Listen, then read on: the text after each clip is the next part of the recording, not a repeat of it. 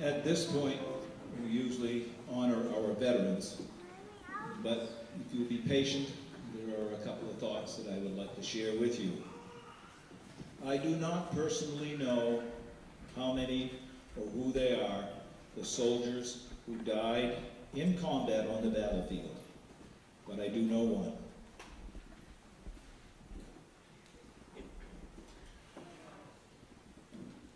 And his name is Bobby Gauding.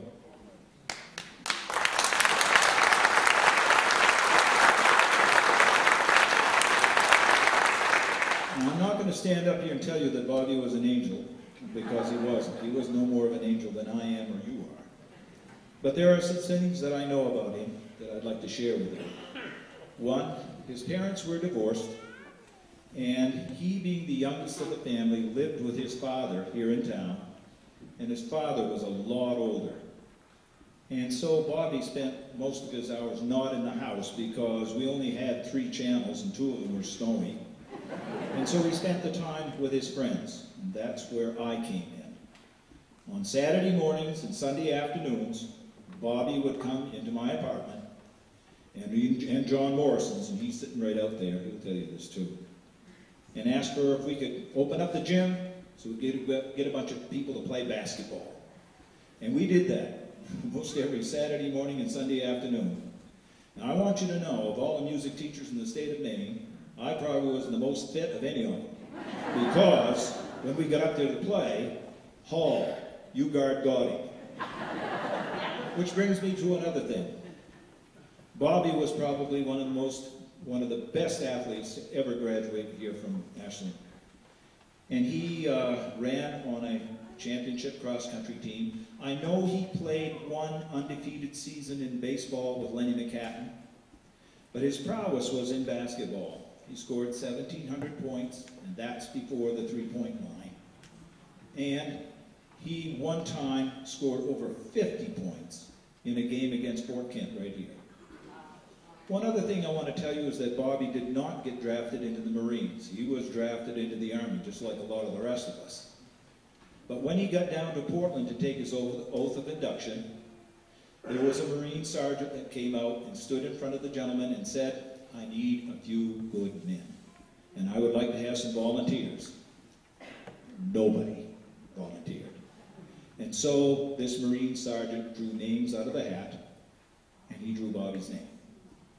Now, if you know anything about the late 60s and the history of our country, and about the Marines, you know that if you are a Marine, there was probably a 100% chance that you were going to go to Vietnam. And there probably was a 100% chance that you were going to end up on the front lines of battle. And that's exactly what happened to Bobby. Now, he could have chosen to go to Canada, like some people did, or go AWOL, but he didn't. He went where he was ordered to go, and he did what he was ordered to do. And for that, he gave the last full measure of his life. Now, we must consider Bobby a real true patriot, and to some of us, he is a hero. Now, one other thing I want to tell you about is he had a lot of friends. And some of those friends and his sister gathered at Natalie Smith's living room the first week of September to listen to a man from North Carolina whose name was Harold Wilson. Harold Wilson was in Bobby's company on that fateful day. And Harold said, you know, we sat around, we knew some of the details of how Bobby died, but we didn't know all of them. And Harold filled us all in on all of the details. And I'll tell you, there were a lot of tears shed, some by us and some by Harold Wilson, because he's had a hard time dealing with this. You see, Bobby was not the only man that died on that day, March 3rd, 1969.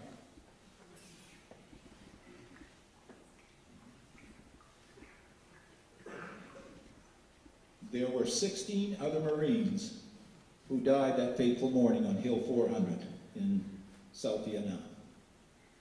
And Harold said that without my son-in-law, I probably would not be here.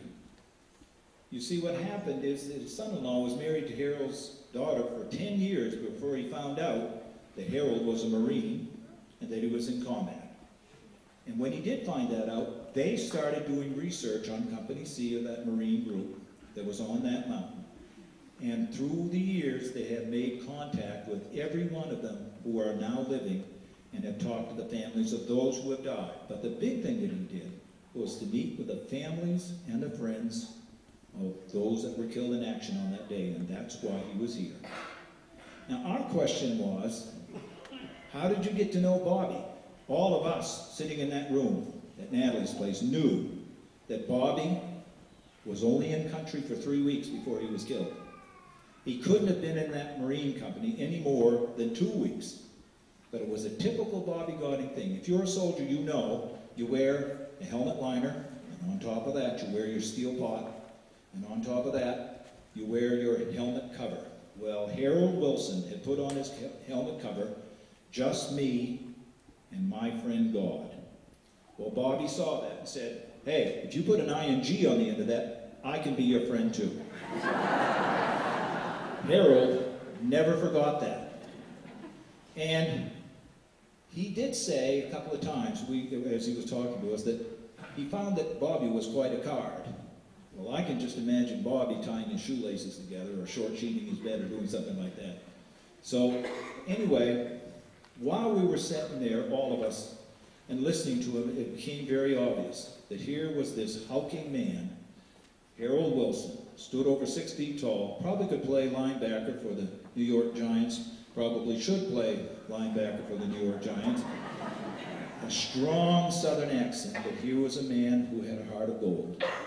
He was a man of compassion, a man of love, and a man of commitment.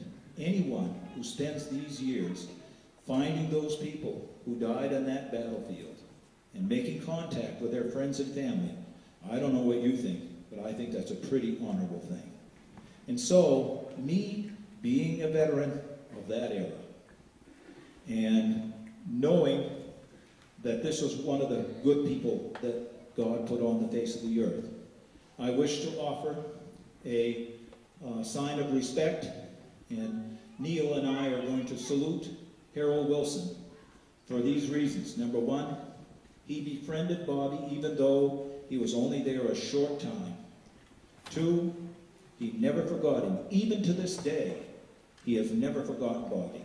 But probably most important of all, he took care of Bobby when he died.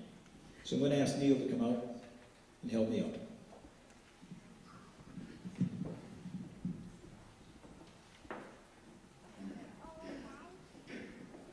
So on behalf of the friends and family of Bobby Gauding, we offer this salute.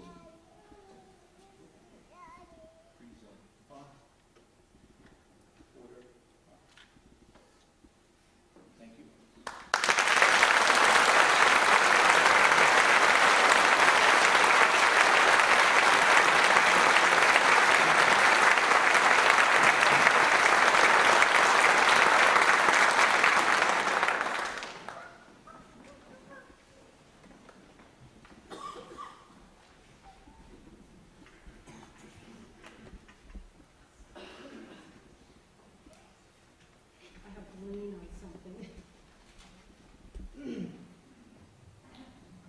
Would our principal, Joel Hall, come forward?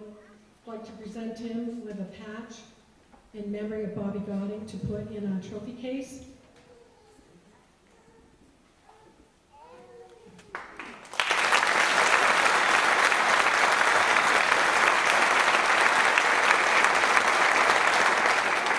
As many of you know, my father's a very difficult man to follow.